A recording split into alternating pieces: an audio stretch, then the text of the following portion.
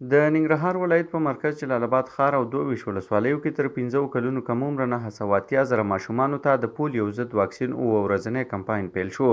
د ننګرهار د عامې روغتیا ریاست د معلوماتو له مخې په دې کمپاین کې به په 8 ولسوالیو کې ماشومانو ته د پولیو څاڅکي او پیچکاري واکسین دواړه ورکړل شي او په 14 نورو ولسوالیو کې به یوازې د خولې څاڅکو واکسین تطبیق شي.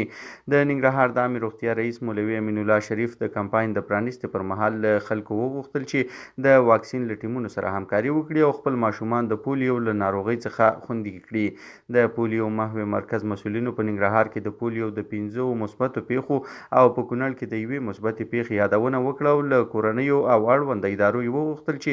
د پولیو د مخنیوي لپاره خپلې همکارۍ ته دوام ورکړي. د ننګرهار د کتلوي معافیت امیر ډاکټر حکم خان ګلابزي وویل چې دغه کمپاین په ننګرهار کې د 6,000 رضاکارانو لخوا پلي کیږي او په بیلابیلو ولسوالیو کې به له 4 تر 7 ورځو پورې دوام وکړي.